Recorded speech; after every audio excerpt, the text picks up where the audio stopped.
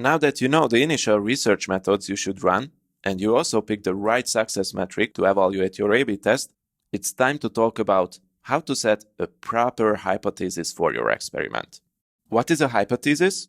Well, for A/B testing, it's really nothing else but pulling together all the things that we have already talked about and putting them into a clear and compact statement. If you want to put it simply, a hypothesis has only two parts.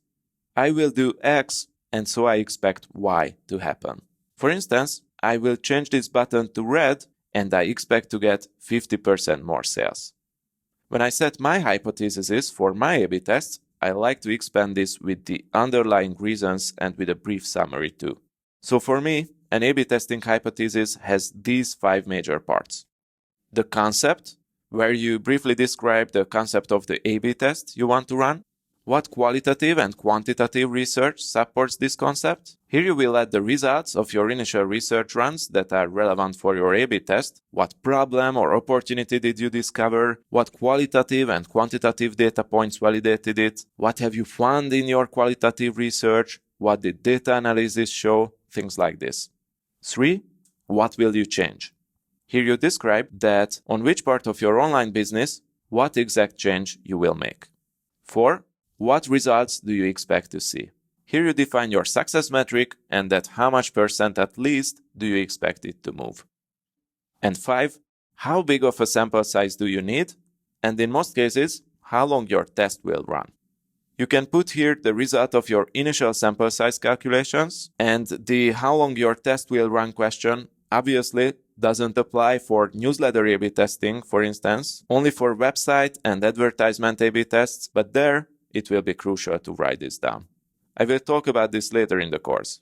But the point is, 5 major parts: the concept, the research results, what will you change, what results do you expect to see, how big of a sample size do you need, and how long your test will run.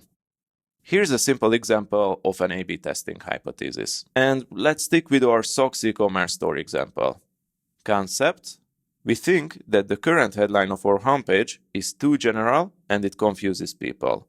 We think that by changing that headline to something more specific, we can help visitors to get started with the shopping process, and for that, eventually, we will get more sales. Qualitative research shows that people don't understand what we sell, and they are confused when seeing the homepage. Data analysis shows that it's a problem for a big proportion of the website's audience. For instance, 56% of the visitors visit our homepage first. The number of interactions on the homepage is on average 65% lower compared to other pages and 44% lower compared to market benchmarks. The bounce rate is 43% higher compared to other pages and 36% higher compared to market benchmarks. And the churn is the highest at this step of our sales funnel. Okay, what do we want to A/B test? A new headline or socks will make you feel cozy against our current headline will make you feel cozy on our homepage. We expect that this will increase our sales conversion rate by at least 20% with 99% statistical significance.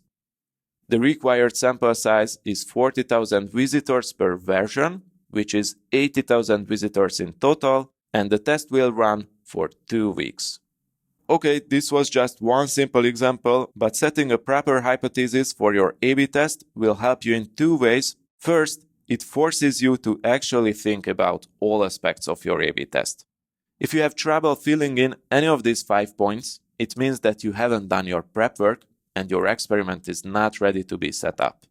And 2, at the end of the experiment, a proper hypothesis will reduce your evaluation process to a simple yes or no decision. It gives you practically no chance to bias yourself. After stopping your A/B test, if you see what you have expected or even better results, you are good. If you see worse results, then your hypothesis was wrong.